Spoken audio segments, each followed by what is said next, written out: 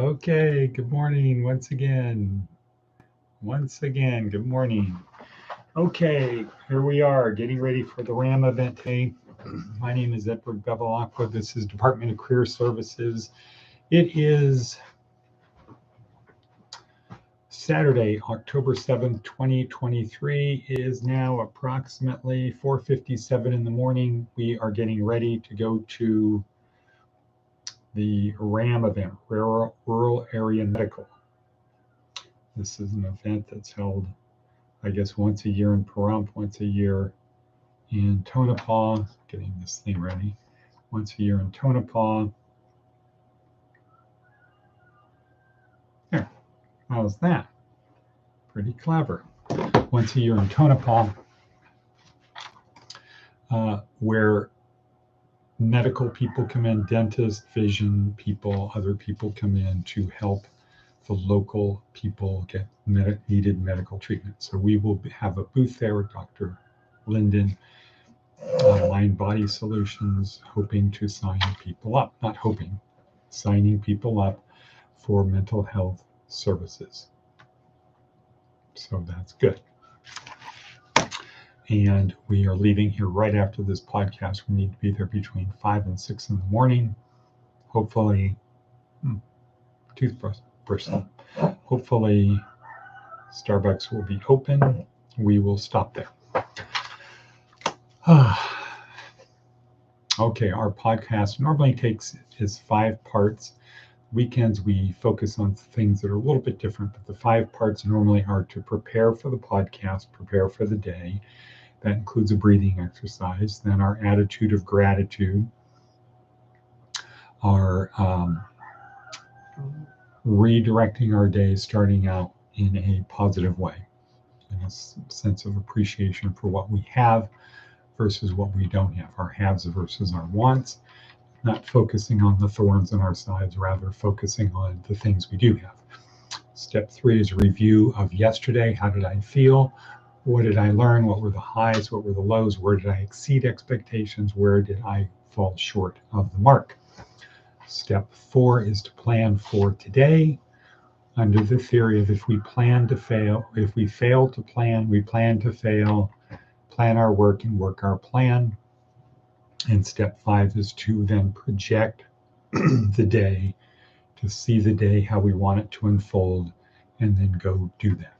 So that's the 5 steps of the 5 parts of our daily podcast. However, we're not doing that. We don't do that on Saturday and Sundays anymore. What we do on Saturdays and Sundays is to reflect on where is it we're going. And we might be going in a different direction than we were before. The metaphor we built, or the metaphor we have talked about heretofore up to now, as of this date, is currently the metaphor of building a ship, and then sailing the ship, the journey of life, to Successlandia. So we start with nothing, and we learn about the journey.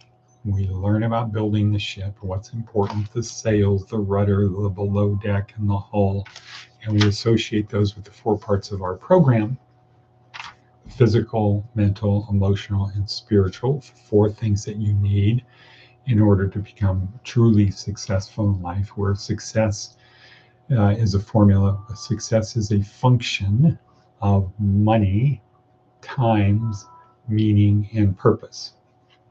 So if you have a lot of meaning and purpose in your life, but you don't have a lot of money, you're not going to be as successful as somebody who has the same amount of meaning and purpose, but they do have money. So people who don't have money but have meaning and purpose spend their time doing things to meaning act such that everything you do matters, and purpose is service to others. So people who don't have money spend a lot of their time doing things to help other people, service to others. People who do have money spend time and money helping people. Money is a magnifier effect. So if I can do something with my time, great. If I can do something with my time and money, even better. And the more money I can put into helping other people, service to others, the more people will be affected, the more successful I'll be. So let's not get wrapped around the axle when we say money. It's not money. It's not money times, well, it is money times meaning and purpose. If your meaning and purpose is very low, you won't be successful. You'll just be somebody with a lot of money that perhaps other people would want to urinate on their grave. So up till now, our thing has been you need to build the boat. But we're finding that the Eastern philosophy is more of it's inside of you and you need to chip it away. So the example given is there's a block of jade, and within that jade is a village that has all of the things in a village, and you need to chip away at the jade to expose the village that's inside. So perhaps it's not about building a boat to sail to Successlandia. Perhaps it has something to do with removing the stuff that is preventing us from going on the journey. The boat is already built. It's just not in the water. Maybe it's not in the water. Maybe it's tied down. It's anchored. It can't go anywhere. And so that what we need to do is we need to not build the boat. We need to free the boat. We need to remove the obstacles. And in Stoicism, the obstacle is the way. That's a Stoic type of thing. So we're now starting to study Arthur Brooks, Harvard psychologist, or Harvard professor, business school professor, who has a class in happiness. What is happiness? And perhaps an important thing in our future is to focus on 2 courses initially.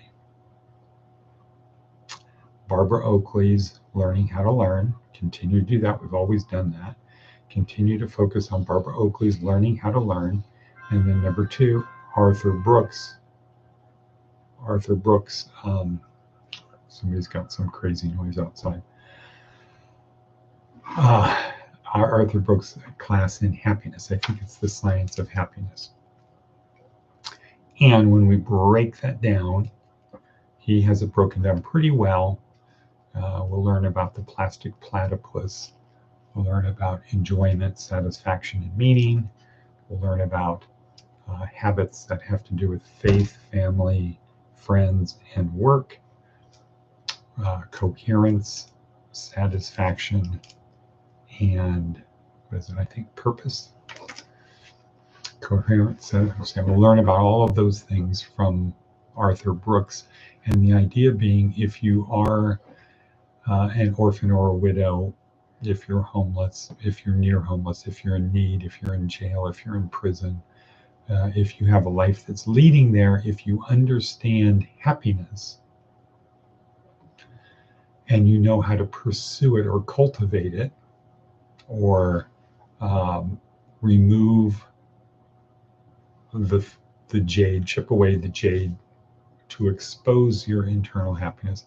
If you know that, then that will remove the reasons that you end up going to jail, prison, arrested, whatever, doing things that do not lead to a life of meaning and purpose. So if we understand that, we can. And then learning how to learn, if you know how to learn, then it's going to be easier to learn. The easier it is to learn, the more you'll learn, because it'll take less time to learn. You'll be a more efficient learning, and thus that will help you on life's journey. So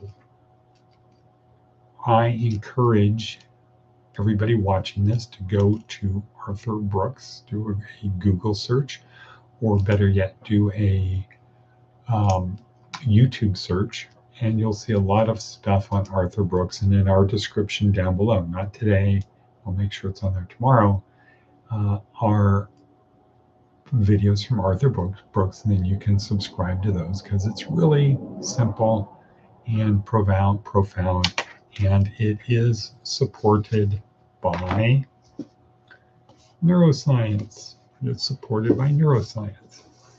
So it's, oops, dang it.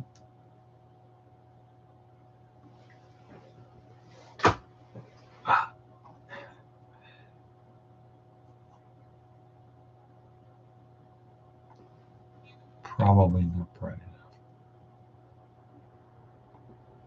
Gotta be careful when you touch this thing.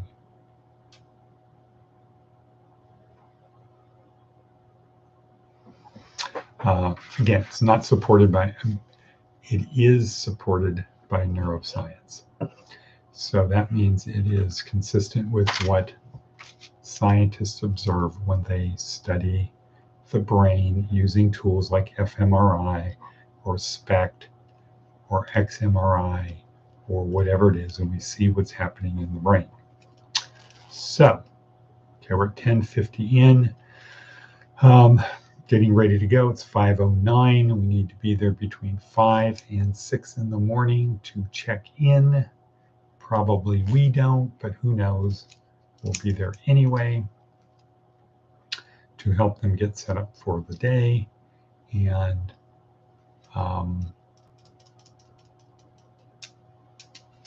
yeah, so let's do our breathing exercise. Our Andrew Huberman, Dr. Huberman from Stanford, double inhale, trying to fill our lungs with the most amount of oxygen. And then when we exhale, long exhale, get rid of the cortisol. And from there. So it's a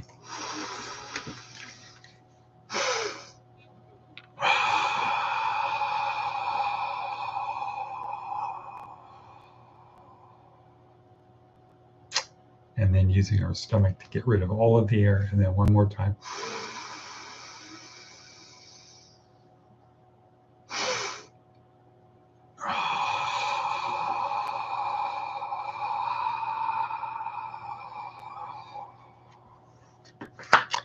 If you go to the gym and work out, you will do the same thing, but this is just a quick way within 30 seconds to really open up your lungs, get the cortisol out, reduce stress. If you have an audible sigh at the end, that appears to help reduce stress as well.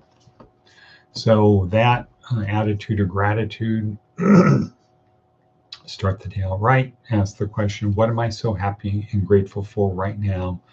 Turn our attention inward and look at the things pop up, come scroll through that we're happy and grateful for. Review the day.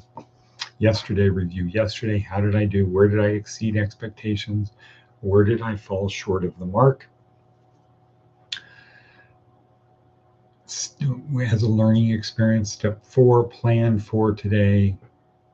Step 5, project out for the day. So we're getting ready to head out. Last simple thing to do to move forward in your journey, removing the chipping away from the J, or as we might say, removing the obstacles from your boat being able to go on its journey. What is preventing the boat from going? The boat is built. We just need to get it ready to go. Remove all the obstacles. Maybe the sails are tattered. Maybe the steering mechanism needs to be calibrated. The below deck needs to be properly stocked. The hull needs to be scraped. Whatever it is, we're not building the boat, we're preparing the boat. The boat is already built. The boat is inside of us. We just need to prepare it for this long journey. Get it ready, get the crew, get the things that we need to do. So along those ways, we can act such that yesterday was the only easy day.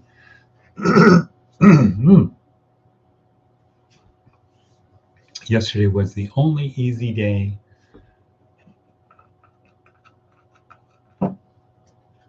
And so what does that mean? That means we get comfortable being uncomfortable. We don't seek out comfort, we seek out meaning and purpose. And we have an attitude of mind over matter. I don't mind because it doesn't matter. It just doesn't matter. Okay, having said that, we will now say and cut. I will post this and cut. Boom.